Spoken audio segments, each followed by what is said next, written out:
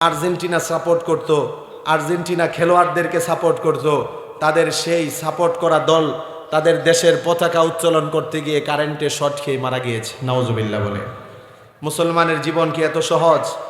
ইহুদি নাসারা এবং এই অমুসলিম খেলোয়াড়দেরকে সাপোর্ট আর মহব্বত করতে গিয়ে জীবন দিবে, মুসলমানের জীবন কি এত সহজ? মুসলমান কি খেলোয়াড়ের জন্য জীবন দিতে পারে? দিনের জন্য, ইসলামের জন্য প্রয়োজন হলে সব দিবে, ঠিক কি না? যেমন আজকে আপনারা আপনাদের মাল দিয়েছেন, সময় দিচ্ছেন, এটা দিনের জন্য হতে পারে, এটাকে উসিলা করে আল্লাহ আমাদেরকে ক্ষমা করে দিবে। এই জন্য স্কয়ার মাস্টার বাড়ির যুবক ভাইয়েরা, মুরব্বী বাবারা আমার, যেহেতু যুবক ভাইদেরকে লক্ষ্য করে একটা কথা মনে পড়ে গেল, নবীর যুবক সাহাবীদের জীবনী আপনারা পড়বেন।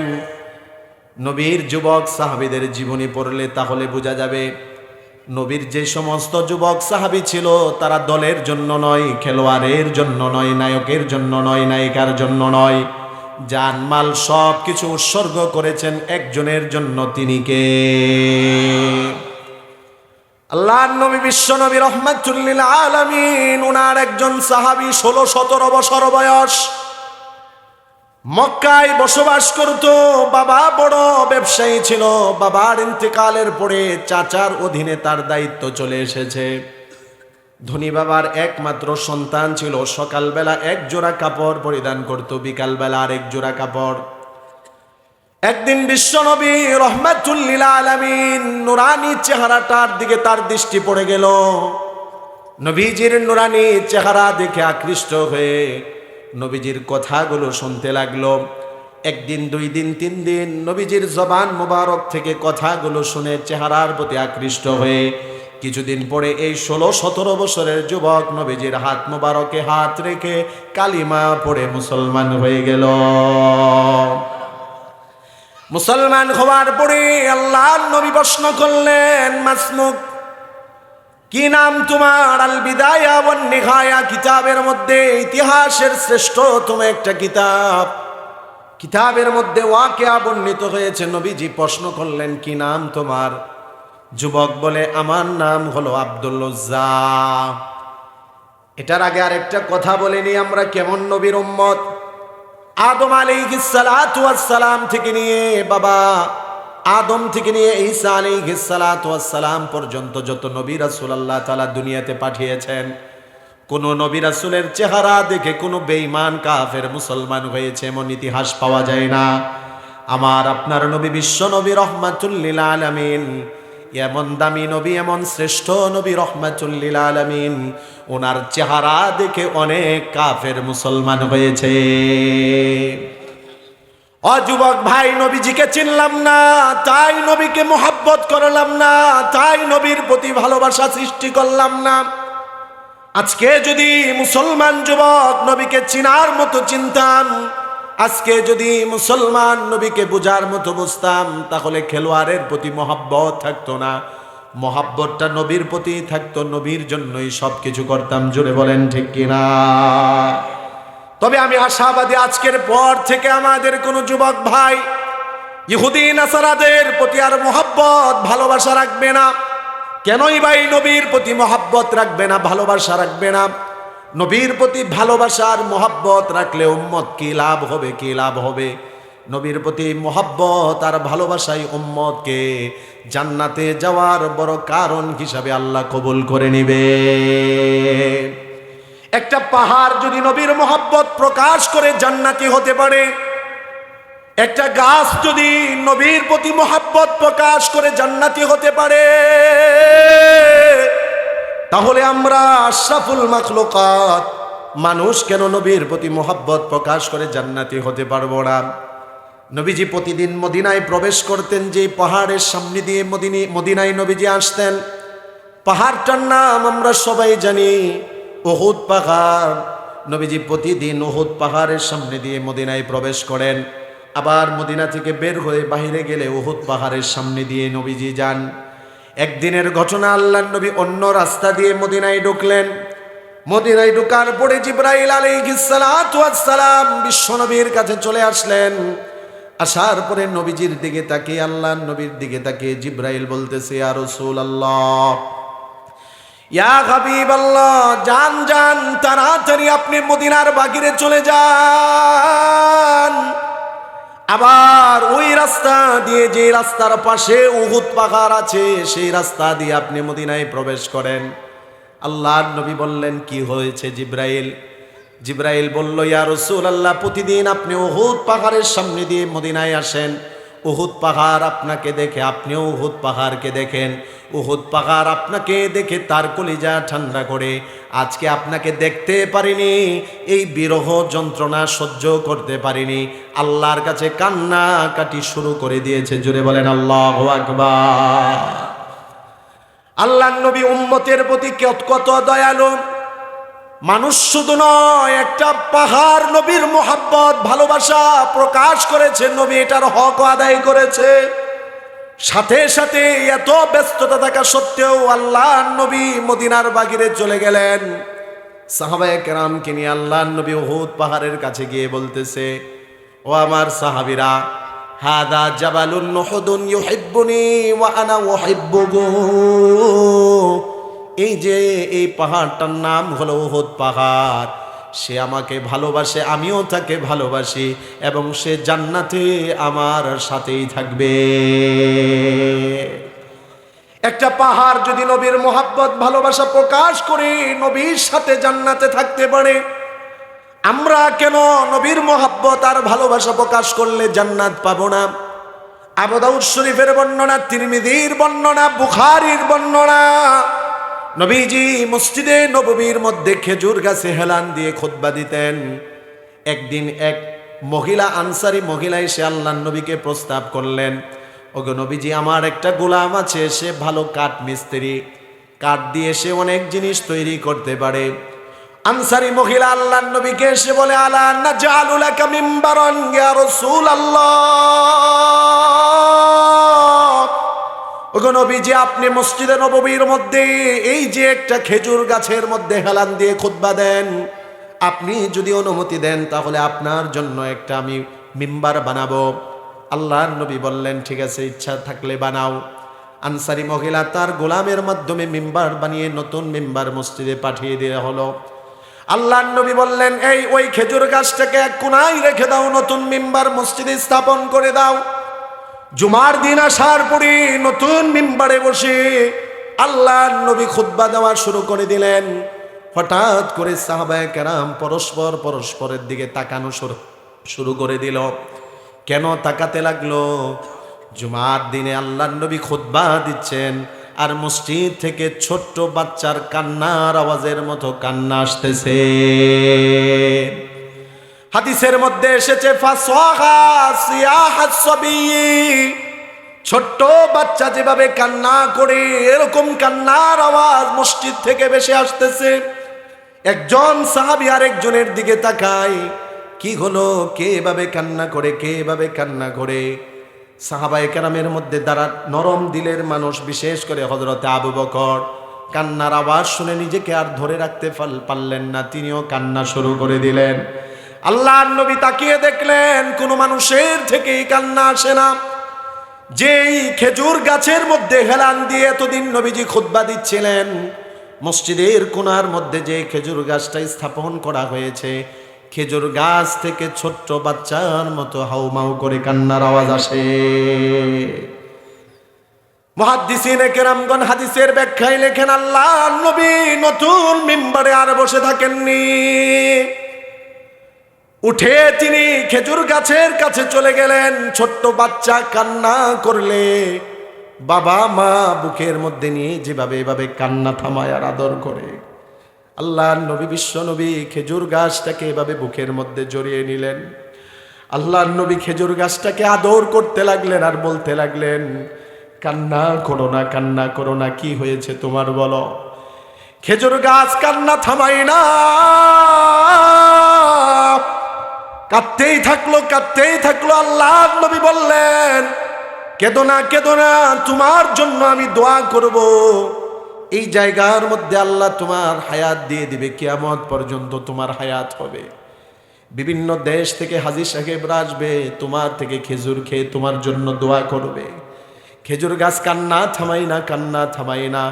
নবীজি বুঝতে পারলেন এই খেজুর গাছ আমার মহাব্বতে কান্না করতেছে, আমার বিরহে কান্না করতেছে। এই যে নবীর প্রতি একটু মহাব্বত প্রকাশ করেছে, নবীজি এবার বললেন, কেঁদো না, কেঁদো না, তুমি আমাকে বড্ড ভালোবাসো, বুঝতে পারলাম।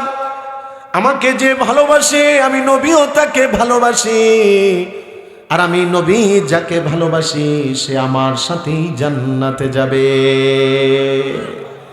মুহাদ্দিসিনে কেরামগণ বলেন, নবীজি এই কথা বলার পরে খেজুর গাছের কান্না থেমে গিয়েছে।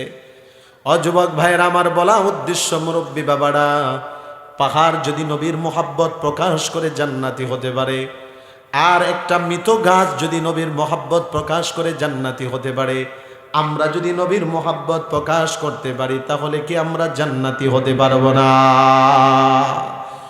অবশ্যই অবশ্যই নবীর মোহাব্বত আমার দিলের মধ্যে থাকা লাগবে। বুখারীর বর্ণনা, আল্লাহর নবী বলেন, 7 নাম্বার 8 নাম্বার হাদিসগুলো আপনারা পড়ে দেখবেন। আল্লাহর নবী বলেন, লা ইউমিনু আহাদুকুম হাত্তা কুনা আহাব্বা ইলাইহি মিন ওয়ালিদিহি ওয়া ওয়ালাদিহি ওয়ান নাসি আজমাইন। নবীর মোহাব্বত যদি অন্তরে না থাকে, আল্লাহর নবী বলেন, তোমরা ইমানদার হতে পারবে না, ইমানদার হতে পারবে না যতক্ষণ পর্যন্ত তোমাদের অন্তরের মধ্যে আমি নবীর মোহাব্বত মা বাবার চেয়ে, সন্তানাদির চেয়ে, পৃথিবীর সকল মানুষের চেয়ে আমার মোহাব্বত বেশি না হবে ততদিন। বললেন জিবরাইল, কিভাবে তার এত পরিচিতি বেড়ে গেল?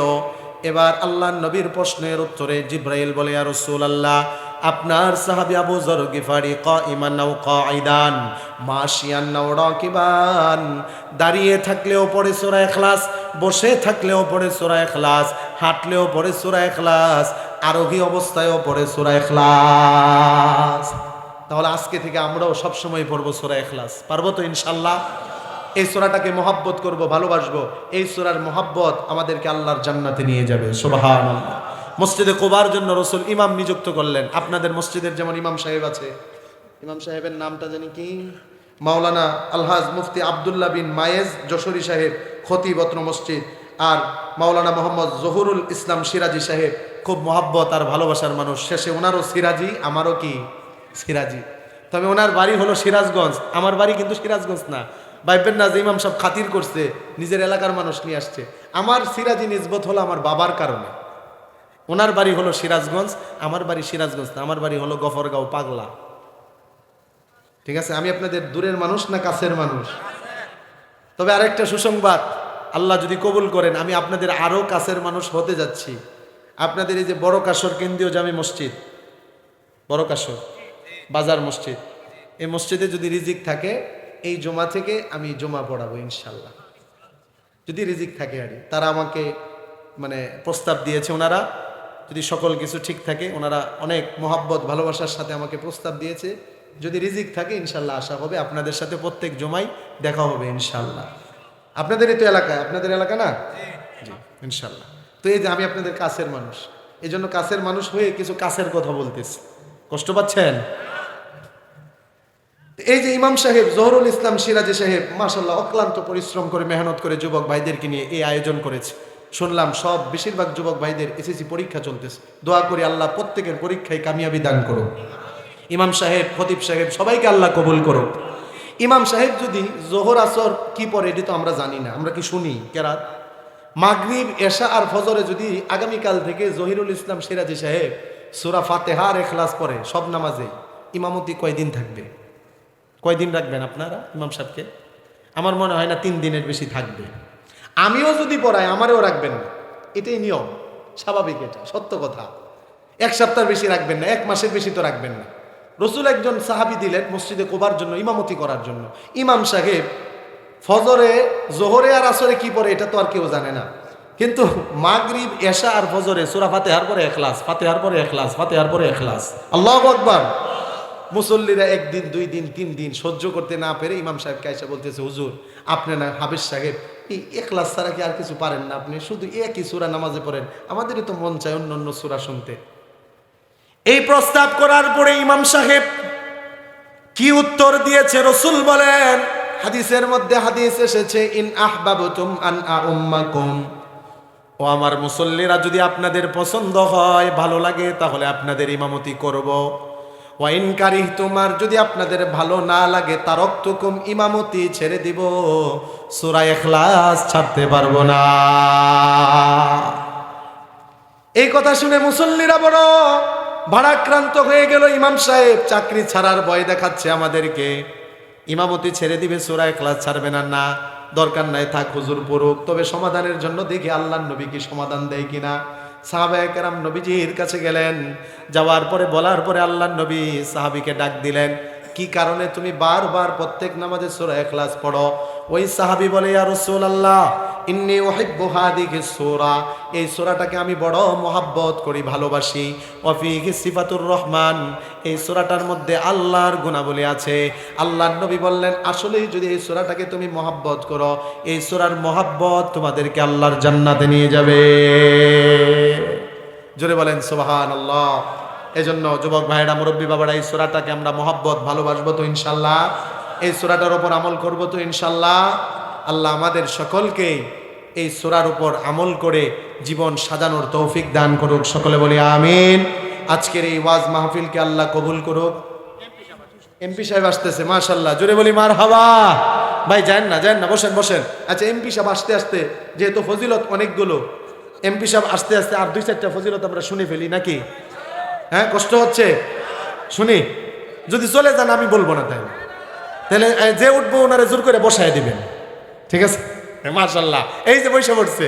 আচ্ছা, বেশি প্রয়োজন থাকলে ছেড়ে দিয়েন, বেশি যদি প্রয়োজন থাকে। হ্যাঁ, ওনাদের যদি বেশি প্রয়োজন, ওজোর থাকতে পারে না, প্রস্রাব পায়খানার বেগ যদি থাকে, তাহলে যাক, সমস্যা নেই, আবার চলে আসবে ইনশাল্লাহ। কেননা আখেরি মোনাজাত করে আমরা সবাই যাব ইনশাল্লাহ, মোনাজাত করে সবাই যাব। সূরা ইখলাসের আরেকটা ফজিলত হলো, আল্লাহর নবী বিশ্বনবী রাহমাতুল লিল আলামিনের কাছে আরেকজন গরীব সাহাবী এসে অভিযোগ করলেন, ইয়া রাসূলুল্লাহ, ইয়া হাবিবাল্লাহ, ওগো নবীজি, আমি বড় গরীব মানুষ, অসহায় মানুষ, কামাই করি, রুজি করি, কিন্তু আমার কামাইয়ের মধ্যে কোনো বরকত পাই না, রুজি রোজগারে কোনো বরকত পাই না, অভাব অনটন আমার দরজায় লেগেই থাকে। এই অভিযোগ আছে কি নাই? আমাদেরও অনেকের এই অভিযোগ আছে। হুজুর মোবাইলে ফোন করে বলে, হুজুর চাকরি করি, ব্যবসা করি, অনেক টাকা ইনকাম করি, সংসারে কোনো বরকত পাই না, বরকতের একটা আমল দেন, বরকতের একটা আমল দেন। বরকতের আমল এটা। আর একটা বরকতের আমল আছে, যদি বেশি বেশি ইস্তেগফার করেন, আল্লাহ আপনার রুজি রোজগারে বরকত দান করে দিবে। হযরতে হাসান বসরি রাহমাতুল্লাহি আলাইহির কাছে একজন লোক এসে প্রথমে হযরতে হাসান বসরিকে বলল, ও হাসান বসরি, আপনি তো অনেক বড় আল্লাহর ওলি, আপনি আমাকে একটা আমল দেন। আমি একজন কৃষক মানুষ, অনাবৃষ্টির কারণে আমার বড় ক্ষতি হচ্ছে, একটা আমল দেন, যাতে করে আমল করি আর আল্লাহ যেন রহমতের বৃষ্টি দিয়ে দেয়। হযরতে হাসান বসরি রাহমাতুল্লাহি আলাইহি আমল দিয়ে দিলেন, যান ও বাবাজি, আপনি ইস্তেগফারের আমল করেন। হযরতে হাসান বসরি আমল দেওয়ার পরে ওই লোকটা চলে গেল। একটু পরে আরেকজন লোক এসে বলল, ও হাসান বসরি, আমি বড় অভাবী মানুষ, আপনি একটু দোয়া করেন আর আমার জন্য একটা আমল দেন, আল্লাহ যেন আমার অভাব অনটন দূর করে দেয়। হযরতে হাসান বসরি রাহমাতুল্লাহি আলাইহি একই আমল দিলেন, যান ইস্তেগফারের আমল করেন, আল্লাহ আপনার অভাব অনটন দূর করে দিবে। জোরে বলেন সুবহানাল্লাহ। কিছুক্ষণ পরে আরেকজন নওজোয়ান যুবক আসলো। আমাদের বর্তমানেও অনেক যুবক আছে, আমাদেরকে ফোন করে বলে, হুজুর একটা আমল দেন, বয়স 35-এর কোটায় গিয়ে ঠেকেছে, এখনো বিবাহ করতে পারি না। আছে কি নাই? হুজুর আমার পছন্দ হলে মা বাবার পছন্দ হয় না, মা বাবার পছন্দ হলে আমার পছন্দ হয় না, অনেক ক্ষেত্রে আমাদের হলে ওই দিক দিয়ে হয় না, ওই দিক দিয়ে হলে আমাদের হয় না। কেননা এখন তো আমাদের বাছাবাছির শেষ নেই, ঠিক কিনা? ছেলে দিনদার কিনা এই ক্ষেত্রে কিন্তু বাছাবাছি না, ছেলে মালওয়ালা কিনা, টাকাওয়ালা কিনা, সরকারি চাকরিওয়ালা কিনা, বাছাবাছি আছে কিনা। আমার এক মুসল্লি আমাকে বিবাহের কার্ড দিয়ে দাওয়াত দিচ্ছে। বঙ্গ মার্কেটের এক মুসল্লি দাওয়াত দিতেছে যে, হুজুর আমার মেয়ের বিবাহ, আপনি আসবেন। আচ্ছা ঠিক আছে, আসবো। তো বিয়ে কোথায় দিচ্ছেন, কার সাথে দিচ্ছেন? আলোচনায় আলোচনা আসলো, তো হুজুর ছেলেটা আলহামদুলিল্লাহ সরকারি চাকরি করে, বেতন কম হলেও কিছু আলগা ইনকাম আছে। হাসলেন কি আপনারা? মানে উনি যেভাবে বললো আমি সেভাবে বললাম। আলগা ইনকাম কি সবাই করে? 2-4 জন এরকম দুর্নীতিবাজ আছে কি না? তো আমার কথা তো এইটাই, আমরা কি সবার বিরুদ্ধে কথা বলি? এই 2-4টা যদি ঠিক হয়ে যায় তাহলে পুরা দেশ ঠিক হয়ে যাবে। জুড়ে বলেন ঠিক কি না? এই 2-4টার কারণে দেশে আজকে অশান্তি। এই 2-4টাই কলমের খুঁচায় বাংলাদেশের সম্পদ বাহিরে পাচার করে। আলহামদুলিল্লাহ আমরা দেখেছি মাননীয় প্রধানমন্ত্রী সহ সকলে এদেরকে যাচাই করতেছে। এদেরকে ধরে উপযুক্ত শাস্তি দিলে দেশে সুখ আসবে, দেশের অভাব অনটন দূর হবে। আগে তো ছোট ছোট চোর ছিল, এখন দেখি বড় বড় চোর। আগে আমাদের পুকুর থেকে দেখতাম মাঝে মধ্যে মাছ চুরি হইতো, গাছ থেকে ফল চুরি হইতো, মুরগি চুরি করতো, মুরগির ডিম চুরি করে নিয়ে যেত, আছে কিনা? আগে ছিল। এখন আর এই ধরনের ভদ্র চোর নেই। তার মানে কি আমাদের দেশ চোরমুক্ত হয়ে গেছে? আরে না, ছোট চোর নেই, বড় চোর হয়েছে। অশিক্ষিত না, শিক্ষিত কিছু চোর আছে, কলমের খোঁচায় 1 টাকা 2 টাকা নয়, কোটি কোটি টাকা বাহিরে পাচার করে দেয়। আমাদের দেশ তো রহমত বরকতে ভরপুর আলহামদুলিল্লাহ। এই দেশে যদি দুর্নীতি 2-1টা মানুষ না করতো, এই দেশ সোনার বাংলায় পরিণত হতো। জোরে বলেন ঠিক কিনা? হবে ইনশাল্লাহ। আমরা দোয়া করি আমাদের মাননীয় প্রধানমন্ত্রী ওনারা যেভাবে আগাচ্ছেন, আমরা দোয়া করি হবে ইনশাল্লাহ। ইনশাল্লাহ আল্লাহ সেই ব্যবস্থা করে দিবে ইনশাল্লাহ। তো যেই কথাটা বলতেছিলাম, হযরতে হাসান বসরি ওই লোক বলতেছে হুজুর ছেলে সরকারি চাকরি করে, কিছু আলগা ইনকাম আছে। আমি বুঝছি যে আলগা ইনকাম কি, তারপরেও প্রশ্ন করলাম ভাই এটা কি বললেন আলগা ইনকাম মানে? হুজুর বুঝেন না, একটু এদিক সেদিক একটু বলতে যায় হাতটা নিচা করছে। তখন আমি বলছি এটা আপনি আজকে থেকে আলগা ইনকাম বলবেন না, বলবেন আমার জামাই কিছু তলের ইনকাম আছে। আলগা শব্দটা কেমন জানি শোনা যায় না? যেহেতু সে প্রচারই করতেছে আমার জামাই, হবু জামাই সরকারি চাকরিজীবী, আমি তাকে ঠিক করেছি আমার মেয়ের জন্য দিনদার দরকার নাই, আমার সরকারি চাকরিজীবী দরকার। এমন বাবা আছে কি নাই? তো যেহেতু আপনি ছেলের পরিচয় দিবেন, এভাবে দিলে সুন্দর হয় যে আমার ছেলে, আমার মেয়ের জামাই, সে চাকরি করে সরকারি, কিছু তলের ইনকাম আছে, তাহলে মানুষ সহজে বুঝবে। তো এই ধরনের ছেলে না খুঁজে আমাদেরকে দিনদার ছেলে খুঁজতে হবে মেয়ের জন্য। মেয়ে বিবাহের ক্ষেত্রে, বিবাহ করানোর ক্ষেত্রে দিনদার ছেলে, ছেলেও মেয়ে বিবাহ করার ক্ষেত্রে দিনদার মেয়ে, ঠিক কিনা? রসুল বলেন, মেশকাত শরীফের হাদিস কিতাবুন নিকাহ, আল্লাহ রসুল বলেন তুনকাহুল মারআ লিআরবা, 4টা জিনিস দেখে তোমরা মেয়েদেরকে বিবাহ করো। জোরে বলেন কয়টা জিনিস? 4টা জিনিস দেখে। 1 নম্বর রসুল বলেন লি জামালিহা, তার সৌন্দর্যতা, কেননা সৌন্দর্যতার সবাই পাগল। ইন্নাল্লাহা জামিল ইউহিব্বুল জামাল, আল্লাহ নিজে সুন্দর, সৌন্দর্যতাকে আল্লাহ পছন্দ করেন। জোরে বলেন ঠিক কিনা? তো আচ্ছা, সৌন্দর্যতা থাকা ভালো আলহামদুলিল্লাহ। 2 নম্বর রসুল বলেন ওয়ালি হাসাবিহা, বংশ যদি ভালো থাকে আলহামদুলিল্লাহ এটা ভালো। 3 নম্বর রসুল বলেন ওয়ালি মালিহা, ধন সম্পদ থাকলে ভালো। 4 নম্বর রসুল বলেছেন ওয়ালি দীনিহা, দিনদারি দেখে বিবাহ করো। তবে 4 নম্বরের ক্ষেত্রে রসুল গুরুত্ব দিয়েছেন ফাসফার বিজাতিদ দ্বীন, দিনদারিটাকে তোমরা প্রাধান্য দাও। একটা মেয়ে যদি মেয়েটার সৌন্দর্যতা নাও থাকে, চেহারাটা কালো, একটা মেয়ে বংশ পরিচয় যদি ভালো নাও হয়, একটা মেয়ে যদি গরিবের মেয়েও হয় কিন্তু যদি দিনদার হয়, তাকে বিবাহ করো, তোমার জীবন সুন্দর হবে। সুবহানাল্লাহ। কার কথা? নবীজির কথা। 4টা জিনিস দেখে বিবাহ করো। তো এক যুবক হাসান বসরি রহমতুল্লাহ আলাইহির কাছে, আপনাদের কি মনে আছে আমি কোন জায়গা থেকে কোন দিকে যাচ্ছি?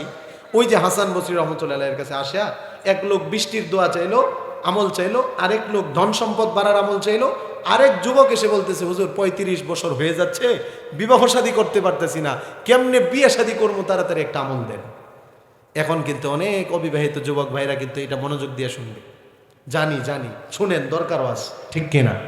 কেননা যত বিবাহ বাড়বে তত জেনা কমবে, ঠিক কিনা?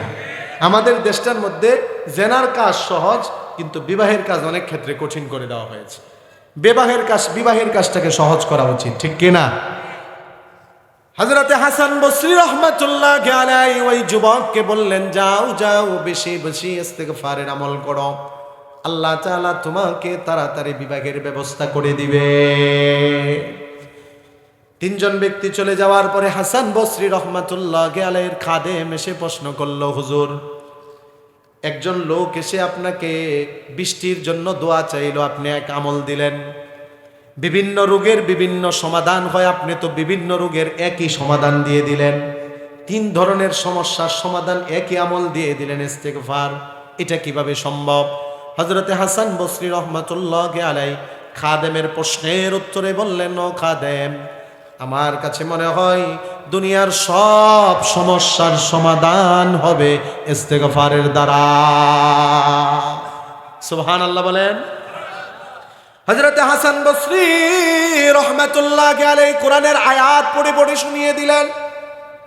তুমি কি কোরআন পড়ো না? আল্লাহর কোরআন পড়ে ফাকুলতু আস্তাগফিরু রাব্বাকুম ইন্নাহু কানা গফফারা। বেশি বেশি তোমরা ইস্তেগফার পড়ো, ইস্তেগফার পড়লে আল্লাহ জীবনের গুনাহ ক্ষমা করে দিবে। দ্বিতীয় নাম্বার ইস্তেগফারের উপকারিতা হলো, আল্লাহর কোরআন সাক্ষী, সূরা নূহের মধ্যে আল্লাহ বলেন, ইউরসিলিস সামাআ আলাইকুম মিদরারা। ইস্তেগফারের আমল যারা বেশি বেশি করবে, আল্লাহ পাক রব্বুল আলামিন যদি বৃষ্টি না হয়, অনাবৃষ্টি থাকলে ইস্তেগফারের আমলের দ্বারা আল্লাহ পাক রব্বুল আলামিন রহমতের বৃষ্টি দিয়ে জমিনকে ভরপুর করে দিবে। আলহামদুলিল্লাহ, আমরা জিনার অপেক্ষায় অপেক্ষমান। আমাদের আজকের মাহফিলের প্রধান অতিথি, প্রধান মেহমান, ও আচ্ছা আচ্ছা, এই যে না, আচ্ছা আচ্ছা, প্রধান মেহমান হাজী মোহাম্মদ রফিকুল ইসলাম সাহেব, কোষাধ্যক্ষ ময়মনসিংহ জেলা আওয়ামী লীগ, উনি আমাদের মাঝে এসে উপস্থিত হয়েছেন। আলহামদুলিল্লাহ বলি।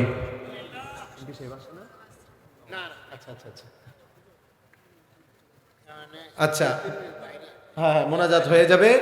এই যে ইস্তেগফারের আমল, সূরা ইখলাসের আমল আমরা করব তো ইনশাআল্লাহ। আল্লাহ আমাদের সকলকে করার তৌফিক দান করুক, আমিন। ওয়া আখিরু দাওয়ানা আলহামদুলিল্লাহ।